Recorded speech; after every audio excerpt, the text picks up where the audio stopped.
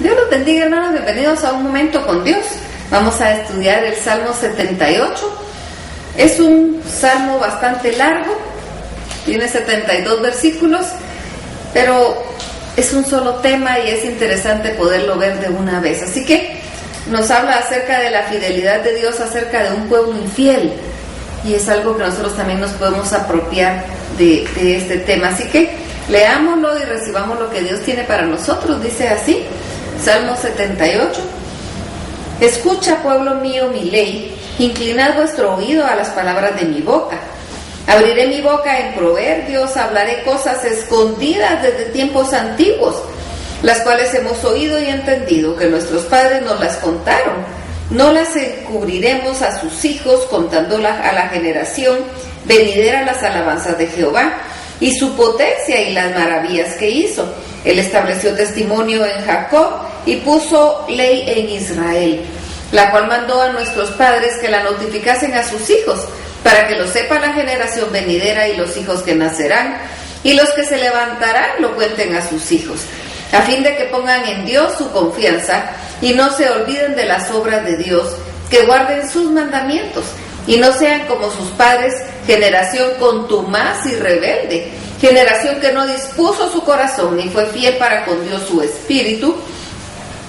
Los hijos de Efraín, arqueros armados, volvieron las espaldas en el día de la batalla, no guardaron su pacto de Dios, ni quisieron andar en su ley, sino que se olvidaron de sus obras y de sus maravillas que les había mostrado. Delante de sus padres hizo maravillas en la tierra de Egipto, en el campo de Zoán. Dividió el mar y los hizo pasar, detuvo las aguas como en un montón, les guió de día con nube y toda la noche con resplandor de fuego, hendió las peñas en el desierto y les dio a beber como de grandes abismos. Pues sacó de la peña corrientes e hizo descender aguas como ríos. Pero aún volvieron a pecar contra él, rebelándose contra el Altísimo en el desierto, pues tentaron a Dios en su corazón pidiendo comida a su gusto. Y hablaron contra Dios diciendo: ¿podrá poner mesa en el desierto? He aquí ha herido la peña y brotaron aguas, y torrentes inundaron la tierra. ¿Podrá dar también pan? ¿Dispondrá carne para su pueblo? Por tanto oyó Jehová y se indignó. Se encendió el fuego contra Jacob, y con el furor subió también contra Israel, por cuanto no había creído a Dios ni había confiado en su salvación. Sin embargo, mandó a las nubes de arriba y abrió las puertas de los cielos, e hizo llover sobre ellos maná para que comiesen, y les dio trigo de los cielos. Pan de nobles comió el hombre, les envió comida hasta saciarles.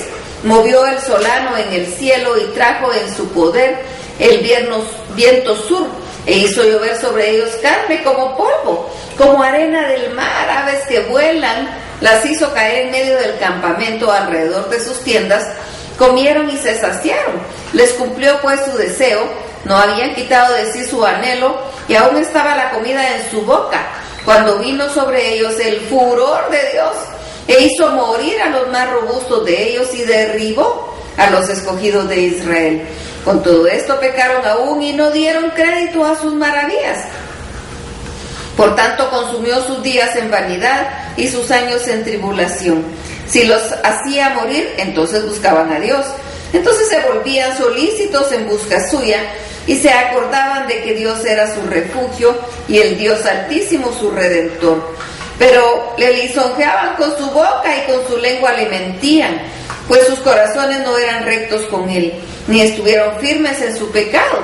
Pero él, misericordioso, perdonaba la maldad y no los destruía, y apartó muchas veces su ira y no despertó todo su enojo. Se acordó de que eran carne, soplo que va y no vuelve. Cuántas veces se rebelaron contra él en el desierto.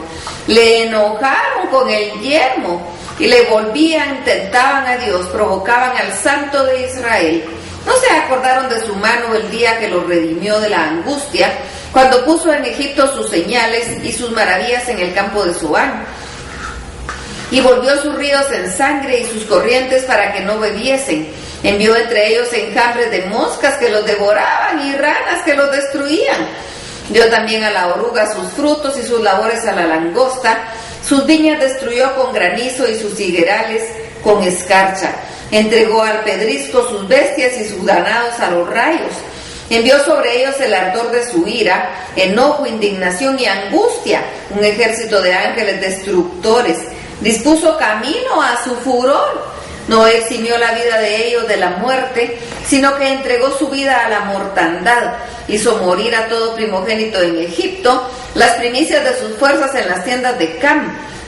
Hizo salir a su pueblo como ovejas y los llevó en el desierto como un rebaño. Los guió con seguridad, de modo que no tuvieran temor, y el mar cubrió a sus enemigos.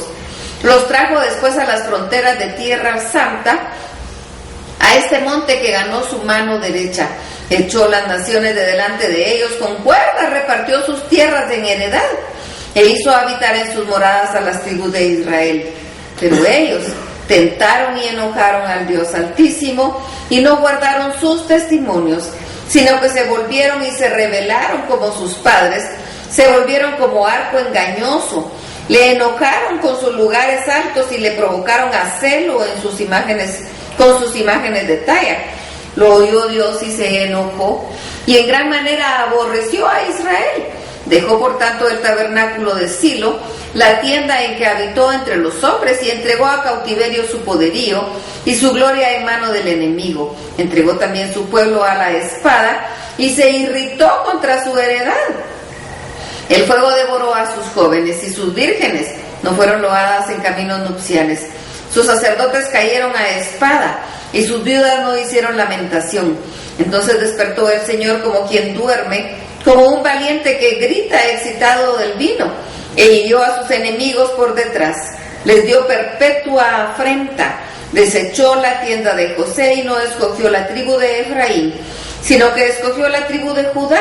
El monte de Sión, el cual amó, edificó un santuario a manera de eminencia, como la tierra que cimentó para siempre. Eligió a David su siervo, y lo tomó de las majadas de las ovejas, detrás las paridas lo trajo, para que apacentase a Jacob su pueblo, y a Israel su heredad. Y los apacentó conforme a la integridad de su corazón, los pastoreó con la pericia de sus manos. Es tremendo este salmo, es tremendo, y nos está hablando acerca de cómo Dios es fiel y cómo el pueblo se le olvida, se desenfrena. Por eso dice aquí que es importante que les contemos a la siguiente generación las proezas que Dios ha hecho, pero para que sean entendidos y no se alejen de Dios. Y yo creo que esta es la mejor lección que nosotros podemos tomar de este salmo. Dice el verso 5: Él estableció territorio en Jacob y puso ley en Israel, la cual mandó a nuestros padres que la notificasen a sus hijos, para que lo sepa la generación venidera y los hijos que nacerán, y los que se levantarán lo cuenten a sus hijos, a fin de que pongan en Dios su confianza y no se olviden de las obras de Dios, que guarden sus mandamientos y no sean como sus padres, generación contumaz y rebelde. Esta es la mejor lección que podemos tomar. Tenemos que enseñarles a los hijos y a los hijos de los hijos, y enseñarles que ellos son los responsables ante Dios, que ellos no pueden venir con el pretexto de que mis padres no estuvieron bien con Dios y por eso yo tampoco. El compromiso es nuestro, no es lo que nuestros padres hicieron o dejaron de hacer. Así como si nuestros padres fueron fieles tampoco nos sirve, si fueron infieles tampoco. No es pretexto para que digamos no, yo tampoco puedo porque él no lo hizo bien. Y algunas veces escuchamos nosotros personas que solo culpan a sus padres y dicen que por culpa de ellos están mal con Dios. No, eso es algo personal. Si estamos mal con Dios es porque no nos hemos querido acercar. Aquí lo que nos manda la palabra es que contemos a nuestros hijos y a los hijos de nuestros hijos las grandezas que Dios ha hecho, las maravillas que Dios ha hecho, para que ellos pongan su confianza en Dios y que sepan que como Dios les dijo, dice el verso 2, abriré mi boca en proverbios, hablaré cosas escondidas desde tiempos antiguos, las cuales hemos oído y entendido que nuestros padres nos las contaron.